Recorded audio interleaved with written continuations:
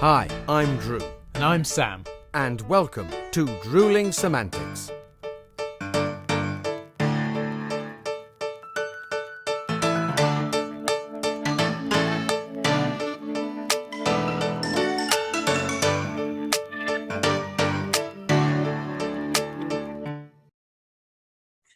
Drew, look, I'm here. Don't worry. I know we're pushed for time, but don't worry. I've got my water ready. Not very excited, but I've got water.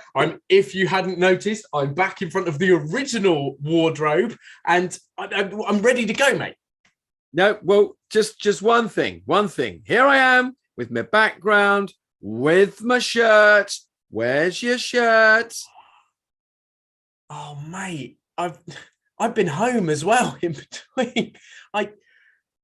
I tell you what. What?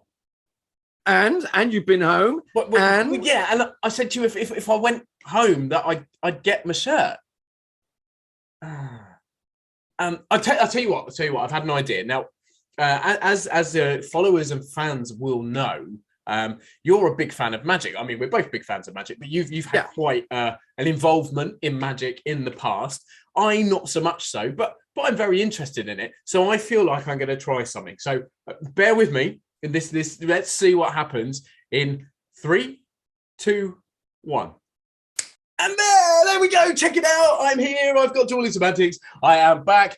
It was all a plan, mate. I had the magic trick all ready to roll. And I've just realized we're a podcast.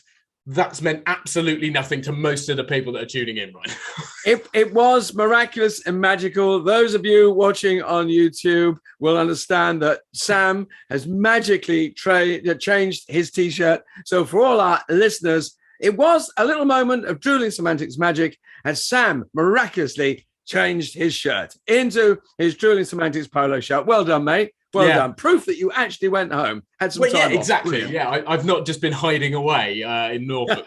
Anyway, you well, mate? How are things going? All good? Good. Very good. Very busy running. So we're still going to run up to Halloween and then run up to Christmas. But interestingly, you talk about magic.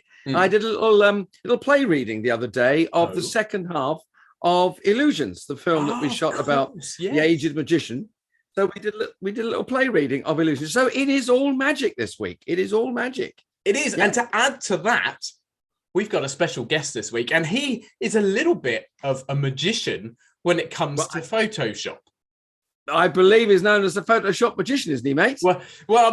I know him as Photoshop Phil, but yeah, he is a bit of a magician when it comes to editing and using the old Photoshop, but that is by no means the end of his talents. He is a very, very talented, very versatile bloke who we're lucky enough to be able to hear some more from. And do you know what? I'm not going to even try and introduce or talk about some of the other stuff he does. I think the best person to explain all that is probably him.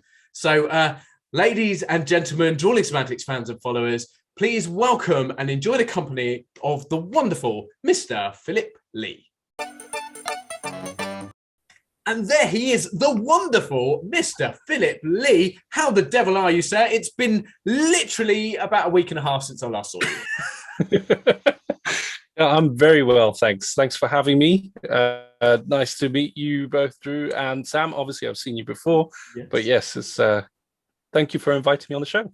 It's nice to have you on, Phil. I mean, I know we haven't met, but I know that I think I'm safe in saying this. And for people out there, please believe we have a big fan in Phil. He listens to us regularly, keeps us, downloads us, and travels with us. Isn't that lovely? You see, is it lovely? So, an honoured guest. Welcome, mate. It's lovely to meet you. Thank you. And for those other than Drew who haven't met you, I'm not going to do you the disservice of trying to explain your amazing talents, other than the fact that Drew and I have already mentioned that you are a Photoshop wizard in that you somehow make me look acceptable in photos. Please explain to all our wonderful listeners and viewers exactly who you are and what you do. My name is Phil, obviously, but I am a photographer. I have my own company called Crichton Photography, but I currently work with a bunch of other clients, weddings, and stumbled upon Sam. And he's been working with me on a jewelry shoot a couple of times past last week, and a few months back we did some work together. So yeah, we formed a very good friendship, and yeah, he invited me on the podcast. So here I am. Cheers. And a drink at the ready as well. I mean, it's not quite as exciting as perhaps some previous episodes you've witnessed where we've been on the beers, but we're all away working, and it is a school night, I think you mentioned previously when we were chatting, so we do have to behave slightly. But anyway, as you say, Phil, you are a photographer. The amazing Criterion photography, some of your stuff literally blows my mind, because you do have this incredible skill with a camera, and equally with Photoshop, which makes me look so much better, which is exactly what I need to feed my ego.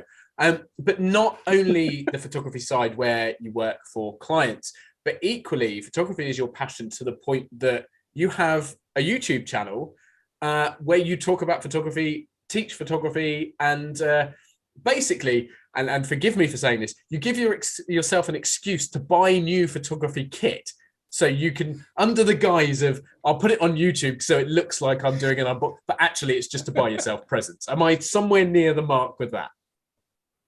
You're literally 100% accurate.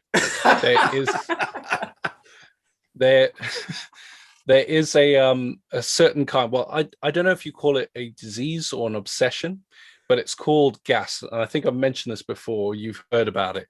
It stands for Gear Acquisition Syndrome. And photographers go through this, where you just buy tons and tons of gear that you're like, ooh, I could use this. Oh, that might work with this. And someone else sells it to you. And by, a couple of months later, it's still sitting in your loft, untouched, still in the box. So, but most of the time I'm quite nifty at the moment. I've been planning what stuff I actually need, and actually getting rid of some stuff that I don't use. So but it does give you that excuse to kind of make a video about it and talk about it. And sometimes you get lucky, and a few companies get in touch with you and ask you to do sort of reviews of their gear, and that's what I've done with most of my channels. A lot of reviews on cheap gear or affordable gear, if you like, rather than the high-end stuff that the average person doesn't actually need or buy. So and then on top of that, do a bit of teaching. So I started off on a phone and did a lot of photo editing on a phone rather than a computer, because most kids, when they're trying to get into photography, don't have the budgets that we have. So that comes on later on in life. Like, you start small, you work way up, and it's teaching them how to shoot on a phone, how to edit on a phone. And yeah, basically that's it. Like, if there's anything on my channel that I kind of have an idea for, or want to show or share or teach, sometimes people ask me, and then I'll make a video on that. Amazing. I mean, you talk about, sort of photo editing, and I mean, phones are so sophisticated. People are making movies on them nowadays. I mean, there's whole competitions for iPhone and Android movie making, and I know your YouTube channel is incredibly popular, which is slightly wounding because ours is not quite as popular as yours. It's very hurtful to say that, but I mean, there is. Given the fact that you can just pick up your phone and take amazing photographs, it's in the hands of everyone. So it's no surprise to me that you have this amazing following on YouTube. I think it boils down to what people are actually looking for. And sometimes you hit the algorithm right on YouTube, and it just keeps pushing you up to, the second view video. And then if you've got the right titling and so on, or you've got a good thumbnail, sometimes these things really help to kind of drive that. But it's also the engagement that you give back to people. So if someone comments, you respond back to them. You try and engage with your audience, because once you don't, you just become an automated machine, if you like. Yeah. And it's just about how many views you can get and how many likes you can get. And it really destroys it. So on my page, I always say, thanks for watching. If you got any questions, drop them down in the comments below, and I'll get back to you as soon as I can. It's just that simple. And I think for most people, they liked one of my most viewed videos, happens to be an editing video that was over 10, 15 minutes long. and most people don't have attention spans for that. So these days it's got to be done in a minute, and then TikTok, Instagram, these short clip sort of platforms where you post content, now it has to be shorter and quicker, so you eat up that information. But most people want to sit down and learn something. You take your time with it. So the idea is I start from from the beginning and work my way right to the end, and if there's any questions, a lot of the time there isn't, because I've covered everything. So that helps as well. But yeah, it was really strange. It did pick up, but when I first started, it was, my channel was very quiet, and I was doing these really nice little videos, but they weren't getting somewhere. But as I said, it just takes the right video to kind of capture that audience, and it becomes shared, and it just grows and grows. So fingers crossed, I'm going to help promote this channel as much as I can in my circles, and see what happens. Just, you've got to keep at it. It's the only way. Absolutely. I mean, it's one of the things that we try and talk about a lot, and we always have, as best we can, a good variety of guests on, people from all different areas of the industry, because it is a very relatable industry, and everyone does help each other out, and we have these connections. Like you said earlier, we met because I was approached or contacted regarding doing some shoot for jewelry. But from then, we've formed this friendship. We've worked on other projects. You then discovered, obviously, about this podcast, which you are now on. And I have to admit, I've watched some of your editing videos on your channel. Most of it went over my head, but that's because I don't really do any photography or editing. But there are little bits in there that, even from my simplistic kind of perspective, have made a lot of sense to me, and I've been able to use those. So it's, I think, one of the big appeals, and I think this is something that not enough people do, is appealing to all levels. So as you say, you come in from the start, you start right at the beginning, and there will be people out there that are kind of like, well, I don't need this level of start. But equally, the further you go through, the more applicable it is to them. So you're sort of hitting whether it's complete beginner who's only got, I don't know, an old iPhone in front of them, or someone who's got all the gear, the top Photoshop package and super duper editing PCs.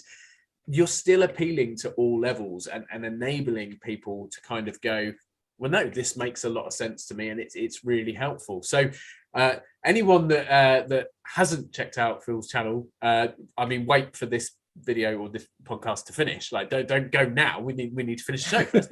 Yeah, please Stay here. Stay here for now. But straight after this, off you go. But yeah, no, as I say, I don't think enough people are doing it the way that you are, but I think it goes to show from, as you said, you had one particular video that suddenly went massive. The others have still got a good following, but there are just certain ones for some reason that really appeal to people.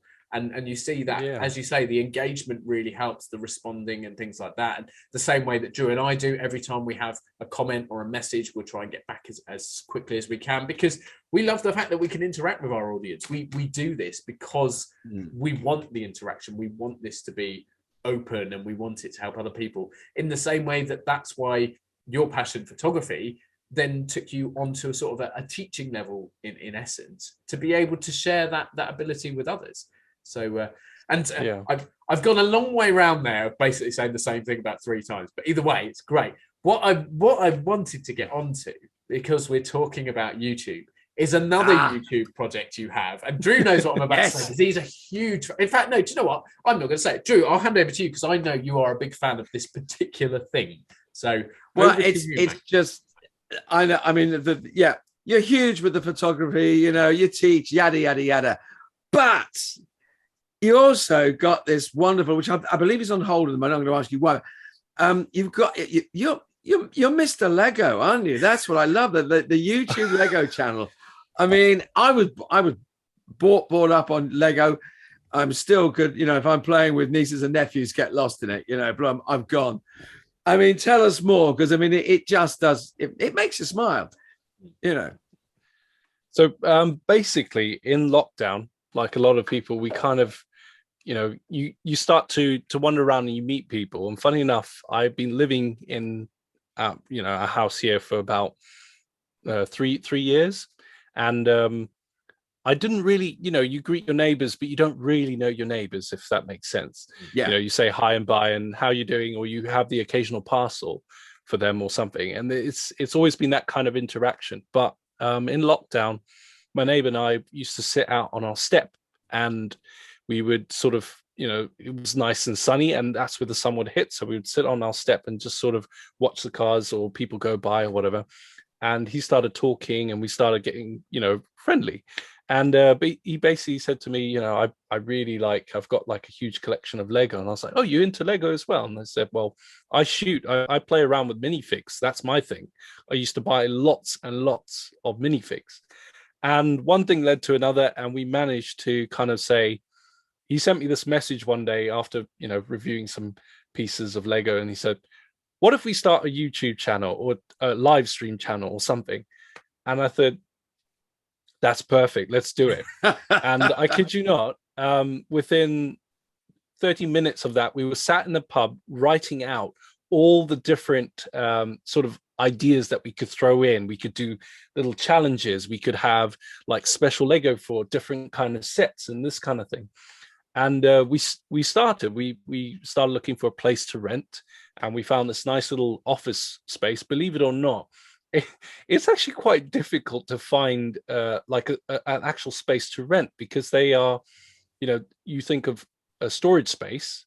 That's what we initially wanted. Yeah. But these are, they don't have power, they don't have lighting. So the next best thing is an office space. And before we knew it, we were shopping at IKEA and buying furniture. And then, we had chairs and tables, and we had shelves and everything. And it was this incredible ride where we went from, just every Thursday we would meet, and it was literally, we couldn't wait to get home and, jump in the car, and we pack the new sets we bought from the week, and we'll get there and we start unboxing. And we started to do a lot more of the YouTube side of things. But this also brought in a bit of a challenge, because you got to edit and have a video ready for the next week. And we both have full-time jobs. And so the editing was taking up so much time. We had 2 camera angles. So I had 2 cameras set up, and it was just, we're doing everything ourselves. And I'm the editor, if you like. So if you watch all of the videos on there, that's been edited by myself. Whereas Liam is very good at kind of knowing the backgrounds of the Lego and things. So we would have fun building it, and then we'd give our own little kind of review of it. And then we decided, what will be fun, where we can take out that aspect of editing and put it on Twitch and make it a live stream thing. And that's where we started to have a lot more fun. It took a lot of weight off us, and it allowed us real-time interaction with people. So people would jump in, and if we dropped a piece of Lego, they could quickly write #dropped, and that would show a counter of how many times we've dropped Lego. Or we would if we built something wrong, we would have to start again, and we had a dice, and that would roll, and it would tell us how many steps we had to go back. So the manual, the Lego manual that you get, so we'd have to flip 5 pages back and then take all those pieces off and then start again. Wow. So it was infuriating, but hilarious at some, if you go have a look at some of the videos we've done. It's been a lot of fun to do that, and we are so excited to get back into it, but we just need to find sort of the right space for us, because we had to move out there. It was quite expensive. Sure. As things go up. So we were sort of looking at we couldn't justify spending so much on Lego and then also spending so much on the rental price. So eventually we sort of moved everything back in, and in the corner of my loft, it's just packed with Lego. there's like 3 bags full. And these are big bags, by the way, sort of your Morrison's shopping type bags. Oh, wow. But yes, it's not, you've not really done well in picking cheap hobbies, because photography, as we know, just exponential. There's always something better. And it's almost like most modern technologies, where the minute you buy something new and fancy, a new one, a better one, has been released the day after. So you're already like out of sync, or you're out of date, or however you want to phrase it. Lego obviously doesn't necessarily go out of date, but it's hugely expensive. When you think what you're getting in essence, it's kids' toys. It's just little bricks that stick together. But when you get to some of the high-end stuff, I mean, particularly things that are themed on sort of huge franchises, things like Harry Potter, Star Wars, all those kind of things, the prices are quite scary at times. So to have to fund that on top, probably not helping, as you said. And equally, Lego is so popular. I mean, Drew was born back in the dark ages, and he's talking about growing up with it. I imagine he was sat in his cave, building a Lego club to go and fight the other cavemen and stuff like that. Chipping my own bricks from rocks. Yes, thanks for that, Sam. Yeah. but it's just such an ageless toy. I mean, I would probably go as far as, and I'm probably wrong, but it's got to be one of the oldest toys, along with sort of, I guess, like toy cars and things like that have just kept going, like for decades and centuries. Even I don't know when Lego started, early 1900s, something like that. It was originally, there's a whole story. I think you can find, I'll find a link for it, but it's this, I actually watched the story of how it actually started, where this guy basically had a sort of a wood making business, if you like. He used to make children's toys, and it's sort of developed into trying to find cheaper ways and better ways to make things. And his kid at the time, I can't remember the names, I'm really bad, but he had sort of worked his way into sort of taking over his father's business and trying to make toys for kids. And then they sort of came up with the brick, and this becomes this full long story, and it's absolutely fascinating to watch. And it's the reconstruction's really good. The acting's really good as well. And they sort of show you the journey of the journey of the brick, as they would say. Nice. And it's just fascinating to see how it grew into this massive business, where now, engineers are getting hired by Lego to design projects and to actually come in, when there's a new movie or there's a new craze or trend going around, there's something that's sort of capturing the public eye, and Lego usually tries to jump on that now. So they want to capture that still with the kids as well, but they're also, for that market, but they actually hire engineers to make some of the working parts of it, so it will actually look and feel and move, especially like Star Wars, some of the ships as well. They will actually open and move exactly like they would if they were in real life. So it's quite fascinating to see, but at the same time, it's such it holds a special place in all of our hearts. It's been there for such a long time, and they're still coming out with new crazy fun designs, and people just love it. So for me, it's kind of taken to this point where, as a kid, I didn't have so many Lego. I had one Lego box with bricks, and then now, when you get adult money, you start spending it, and it becomes this obsession. But you still love it. Every time you pick it up, you're like, oh, I can build this and I can create that. You can make your own world, if you like. So it's I really enjoy it, and there's a lot of respect in the industry, and kids growing up as well, they absolutely love it. It's one of those toys. I mean, Sam jokes it started many years ago. I was playing with Lego as a child, and I've watched. It is one of those toys that has grown, as you say, technically, with the times, with current fads, but also movie franchises, TV franchises. I mean, the 4 major movies, straight to video stuff, games. Yeah, we're crossing over into the world of our industry, with actors voicing the movies, the games, etc. It's and I was kind of like scrabbling for a segue there into the entertainment industry, but it's made its own. It's there for everyone to see, and people like people such as yourself, with the movies and YouTube channels and Twitch, etc.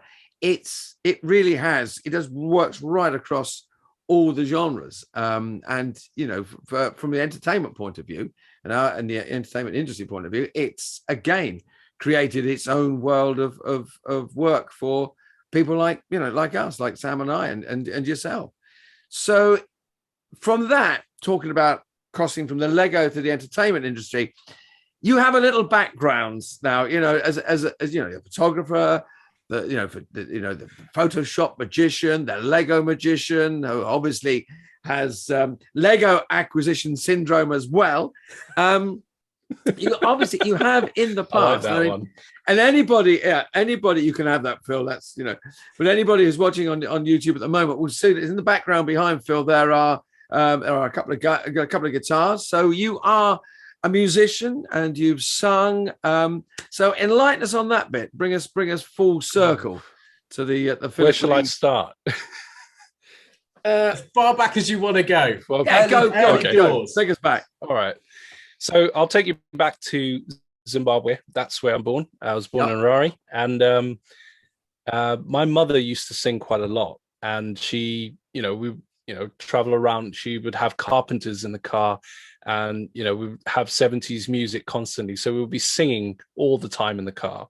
And I didn't think I was, I thought I could sing, but I didn't know I was decent enough to, to do anything with it. And I started a new school, and they had auditions for choir, and I thought, you know what, I'll just go along, because I would sing with my mom at church sometimes and things, so I'll go.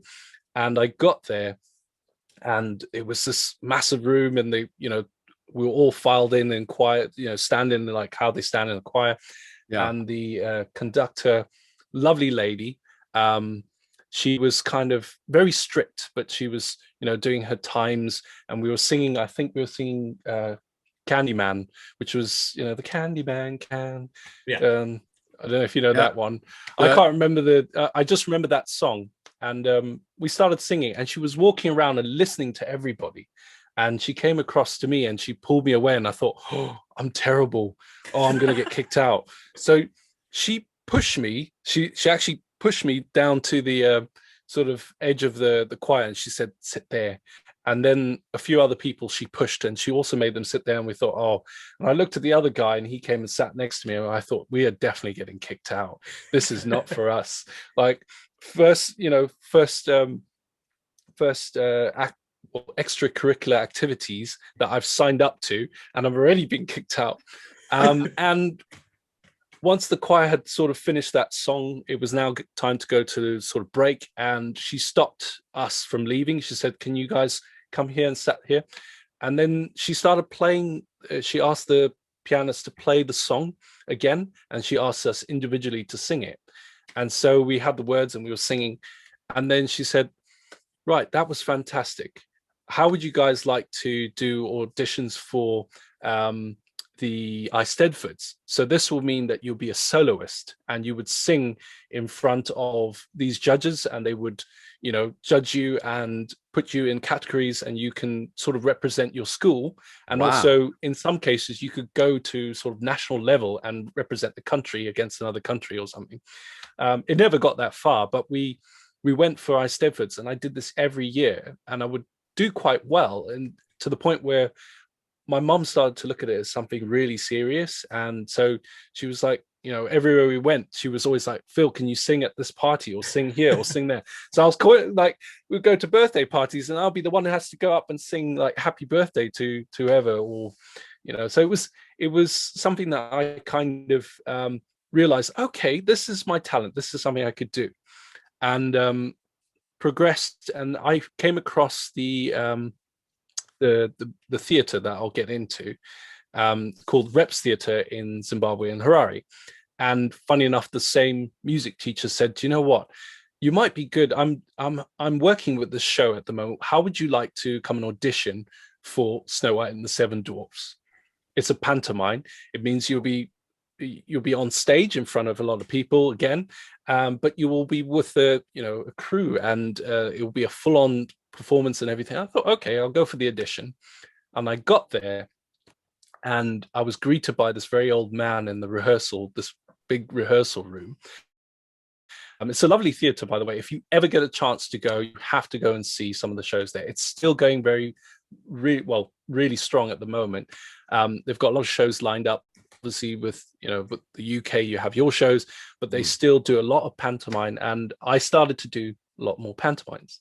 But as I got into the rehearsal room, there was this old chap in sort of like a chair, and he had these big, thick glasses that, like Woody Allen had thick glasses. Oh, the real so thick rim, thick rimmed, yeah. And it's a guy called Adrian Stanley who was actually the founder of Reps Theatre, and he passed away, I think, in about 2010. He was 89, but I actually got to meet him, and he directed some of the shows that we were doing at the pantomimes, and went for the audition, and I got cast in, as a dwarf. So I got the part, but I had a speaking role, and this scared the crap out of me because I don't mind singing, but to actually act and be bossy, which was not my nature. I was the total opposite, but I could have been shy or bashful. Some of the other ones, they gave us different, they weren't actually the accurate Snow White and the Seven Dwarfs.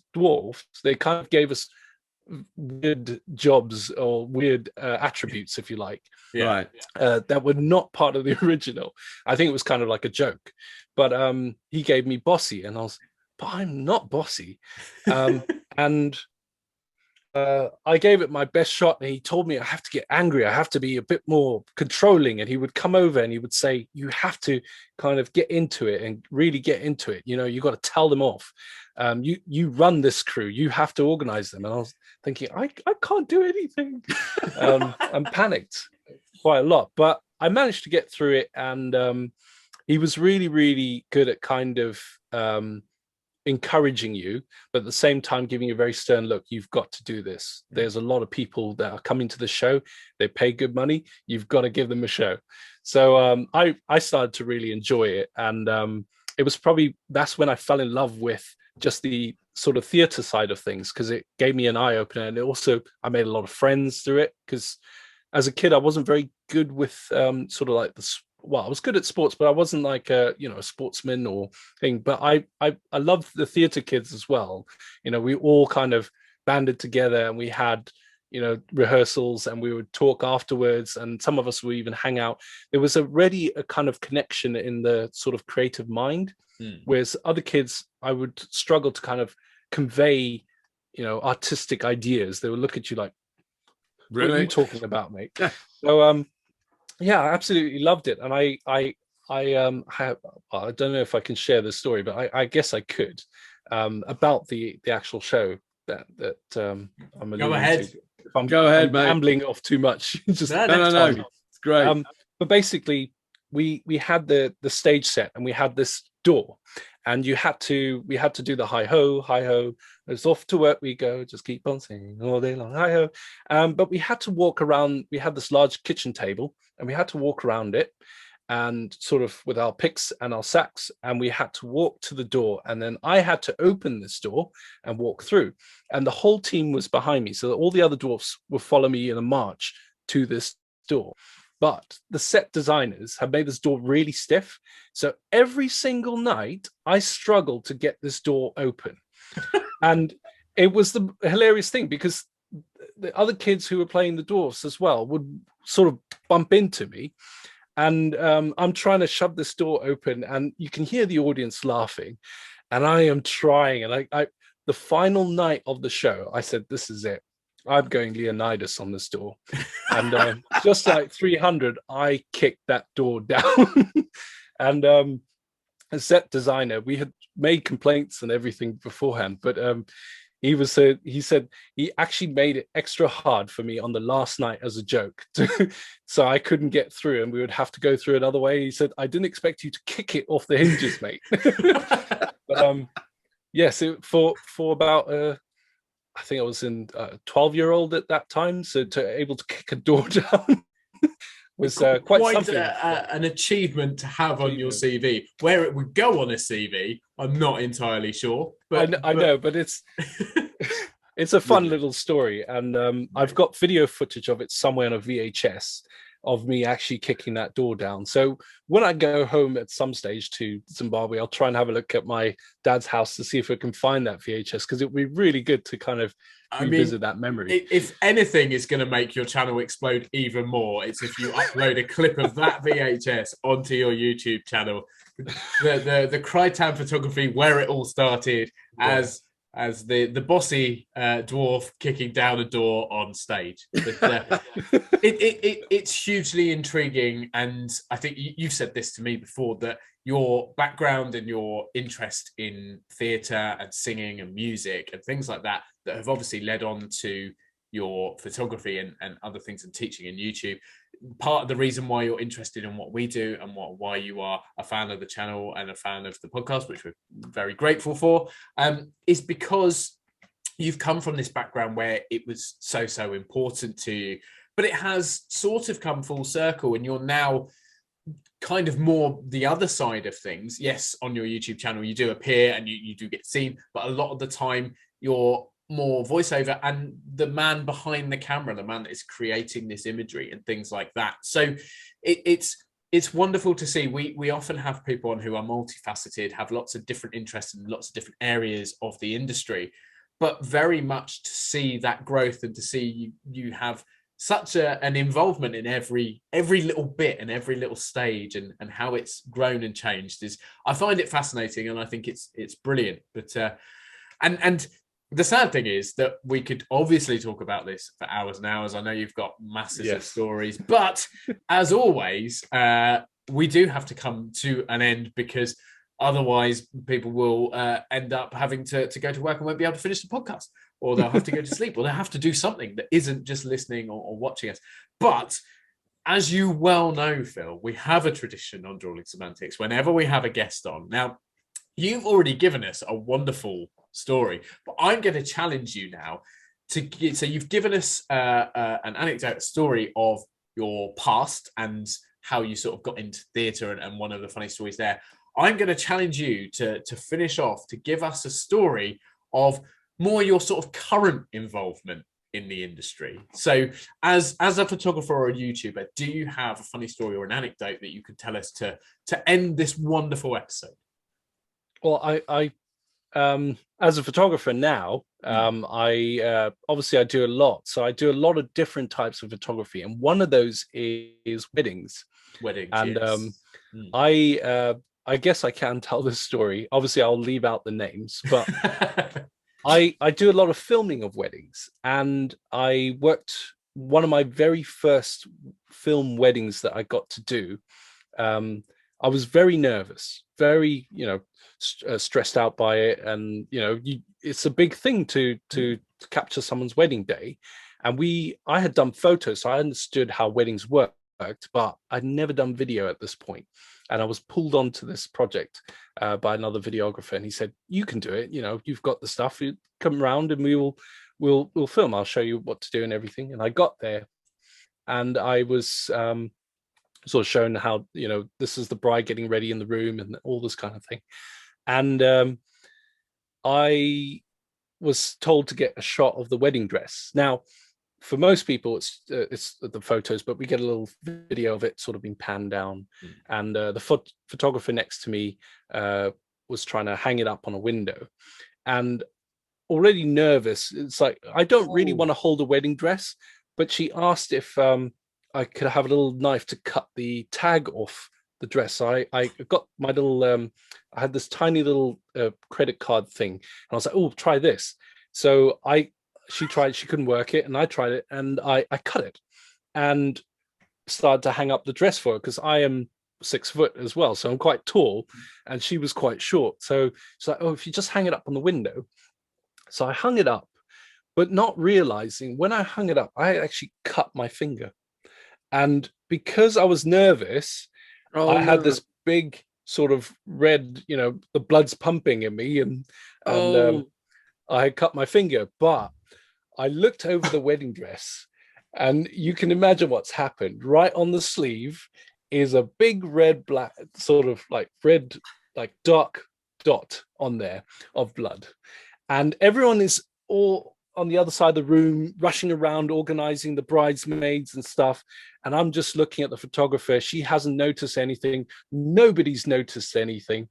And I immediately start to panic. So I get the shot of the dress, and I leave the room, and I run downstairs to find the other videographer. And I tell him what's happened. I said, "The wedding's over. This is it. Our careers are in the dump." And it's literally panic session for me. And he's like, "Calm down. I'm sure it's okay." and they said, we're going to go and set up in the church. And they had this nice little chapel at this venue. So we walked around and I set up the other camera to film in the church. And we were waiting for ages and ages. And my heart started to, we were already past the time when they were supposed to come and do the ceremony. And I'm thinking they must be over a sink trying to scrub it out. And immediately I start panicking. But lo and behold, they were waiting for the brother who had left his shoes in like another town away. So he had to go all the way back and get his shoes. Wow. And he told his sister about it and everything. And by the time I had seen the bride coming out, I couldn't see that red dot. It had obviously, on all the shots of the video footage, I couldn't see it. And so that was my sort of heart-pounding moment. And then therefore I do not carry a credit card knife and do not ask me to cut anything. A story with a moral. I'm not sure we've had one of those before on Drewling Samantics, but yeah, amazing. There you go. Wow, what a baptism of fire into the world of videography for weddings for you. Yeah. To this day, they don't know. So they've never phoned me up and complained. So it's all good. Wow. But thank you so much, mate. I mean, 2 great stories, a great episode, and just so lovely to meet you. And say, if anybody wants, wedding videographer, I mean, you're obviously the man. Just don't let in a sharp object. I should come with a warning label in the plastic bag. I think so. Phil, it's been an absolute pleasure chatting to you as always, mate. Thank you so much, and please keep watching us. Yes, thanks for having me on the show. It's lovely to meet you both, and yes, I'll see you guys definitely around. Very soon. Will do. Take it easy. Thank you ever so much, mate. See you later. Cheers, Phil. Thank you. Cheers, Phil. What an absolutely charming and interesting chap that man is. Phillip Lee, everyone. Fabulous. Fabulous to meet him. It makes me laugh. It is so much fun. I mean, obviously, I can speak from experience. I've been on shoots with him and worked with him, and he's just the most laid back and entertaining and charming photographer you could possibly wish to work with. Or for, or however you look at it. But what a fascinating backstory as well. Like to have elements of all different areas within the industry, and now to where he is now. I mean, just brilliant. Really, really lovely episode. Yeah, it was great to meet. I mean, as you say, from singing in chorus in Harare to eisteddfods, and then coming over here and starting the YouTube channel. And the Lego, I mean, just extraordinary. I mean, obviously a man of many parts and hobbies, but also great skill. I mean, obviously, and obviously don't let him near anything sharp, but particularly if you're about to get married. Yes. But no, lovely guy. I really enjoyed that. That was great fun. No, it's fantastic. So please do go check out these channels and things. And anyone that's looking for a photographer in the Buckinghamshire area or anywhere, I mean, get in contact with Phil, because you won't regret working with him. He's just fabulous. But anyway, sorry, Drew, I cut you off. You were about to ask something, I think. Lovely. No, I was just about to say, before you did the right thing and advertised Philip even more, and praised him even more, justifiably so. You are in your 2nd week of rehearsals, am I right? Or just finished your 2nd week of rehearsals? Yeah, so just finished 2nd week of 3 of rehearsals this time round, and then following that we've got 2 weeks full of performances. So yeah, all going really well. As mentioned last week, I'm playing this character who is quite dark and is something I've not really had to do before, so it's quite a challenge, but I'm relishing in the challenge. I've got an amazing supportive group of actors and creatives around me, so we're able to create this very, very important piece of theatre going out to schools in the very near future in Norfolk. So yeah, really enjoying. And I think you mentioned earlier that you've been nose to the grindstone, mega busy. More of that coming up for you as well, I suppose. Oh, absolutely. Yeah, we're crashing towards Christmas now, which is a ridiculous thing to say. Scary. But we've got our cast in place, so we're now on to the next stretch of it's strange to get other people's measurements come through for wardrobe and sorting that, costume design, building stuff. It's great. It's really it is. I will admit it at times stressful, a little exhausting, But I think when we, when we get to actually sitting in the grottos and welcoming the kids and the families in, it's going to be great. So I'm really looking forward to that. I can then literally put my feet up and enjoy myself. Well, yeah, exactly. But I tell you what, because I'm still touring and rehearsing, and because you are so busy at the moment, I think, should we keep things simple next week? Just you and me. We'll not get a guest in next week. We'll give it a break. We'll just do you and me, and then we'll see where we go from there. But I think we can probably have a good old natter again next week.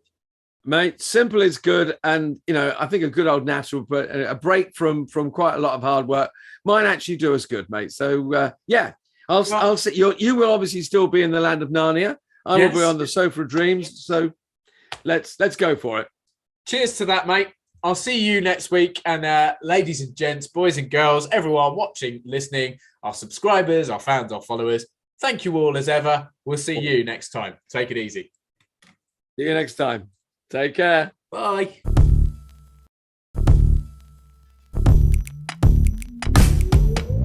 Thanks again for watching this episode of Drewling Samantics. Please make sure you subscribe to our channel and turn on notifications so you never miss a new video. Don't forget, we're also available as audio only. Just search Drewling Samantics in any good podcast app. And please support us on social media. All our links and handles are on screen now. We love welcoming new followers and subscribers, so why not share with your family and friends so they can join in too? Thanks very much. See you next time.